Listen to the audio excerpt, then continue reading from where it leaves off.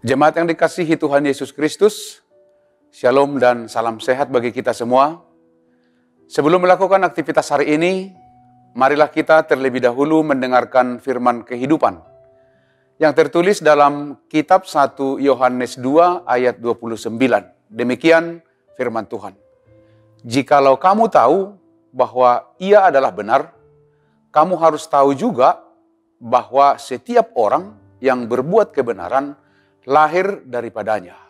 Demikian firman Tuhan. Tema firman kehidupan kita adalah setiap orang yang berbuat kebenaran lahir dari Yesus. Jemaat yang dikasihi Tuhan, dalam Yohanes 14 ayat 6a dikatakan, Tuhan Yesus berkata, "Akulah jalan dan kebenaran dan hidup." Salah satu yang disebutkan dalam firman kehidupan hari ini, bahwa Ia adalah benar. Ini memberi penekanan bahwa Yesus adalah sumber kebenaran. Dan pernyataan kedua dalam firman kehidupan ini menyatakan bahwa setiap orang yang berbuat kebenaran lahir dari Yesus. Artinya, kemampuan kita untuk berbuat kebenaran hanya di dalam Kristus, Sang sumber kebenaran. Di luar itu, berbuat sesuatu itu karena kita memiliki maksud dan tujuan tertentu. Tidak murni untuk menunjukkan kebenaran.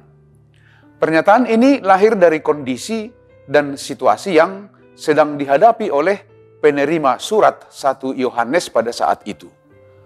Rasul Yohanes menyampaikan dalam ayat 26, "Semua ini kutulis kepadamu, yaitu mengenai orang-orang yang berusaha menyesatkan kamu." Berarti yang sedang dihadapi oleh orang-orang percaya pada saat itu adalah penyesatan. Pada saat itu ada berbagai ajaran yang keliru, yang disusupkan oleh guru-guru palsu, sehingga menimbulkan kebingungan bagi para pengikut-pengikut Kristus. Rasul Yohanes beberapa kali menasehatkan bagaimana cara untuk mengenali kesesatan. Misalnya, ajaran yang menyangkal keberadaan Yesus atau penolakan terhadap Yesus adalah ajaran yang menyesatkan. Atau ajaran itu adalah ajaran antikristus dalam ayat 22 dan 23. Dalam 1 Yohanes 4 ayat 3 dikatakan, "Dan setiap roh yang tidak mengaku Yesus tidak berasal dari Allah. Roh itu adalah roh antikristus." Ajaran seperti ini harus kita tolak karena menyesatkan. Ajaran yang menyesatkan seringkali menghasilkan kerohanian yang semu.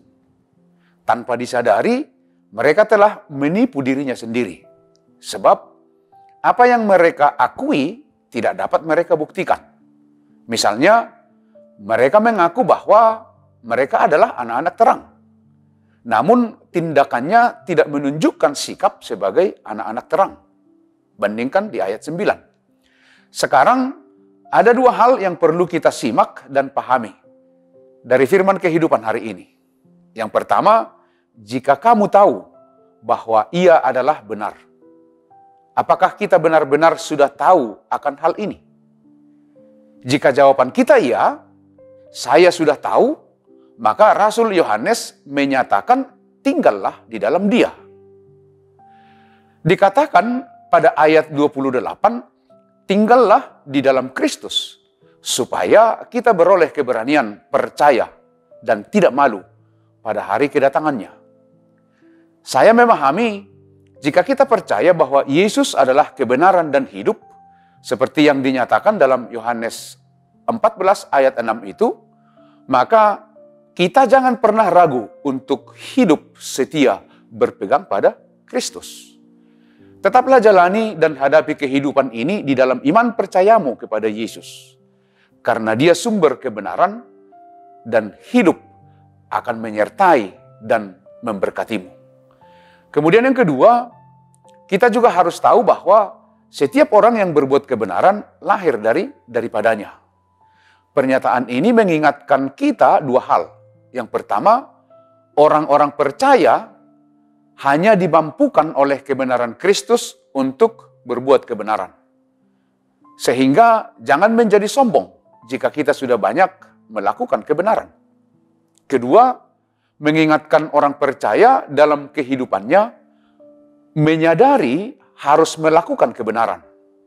Karena Tuhan yang menganugerahkan kita hidup adalah benar.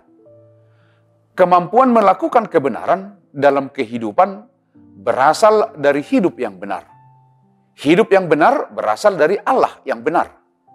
Dan Allah di dalam Yesus Kristus telah memampukan kita menjadi hidup benar. Demikianlah firman kehidupan kita. Selamat beraktivitas, tetaplah semangat, dan jangan lupa mematuhi protokol kesehatan. Tuhan Yesus memberkati kita semua. Amin. Mari kita berdoa. Puji syukur, terima kasih Tuhan, karena Engkau telah memberkati kami dan akan melanjutkan perjalanan kehidupan kami sepanjang hari ini. Kami percaya kasih dan penyertaan-Mu lah yang mendampingi dan yang memberkati kami. Jauhkan dari segala mara bahaya. Biarlah kasih-Mu yang kami andalkan. Terima kasih untuk firman kehidupan hari ini. Tuhanlah yang senantiasa memberikan kami pengharapan, kekuatan untuk tetap setia mengimani Tuhan adalah Maha Pengasih dalam kehidupan kami. Dalam Kristus Yesus, Tuhan dan Juru Selamat kami yang hidup, kami berdoa dan mengucap syukur. Amin. Anugerah dari Tuhan Yesus Kristus, kasih setia Allah Bapa, dan persekutuan dengan Roh Kudus, itu kiranya yang menyertai kamu. Amin.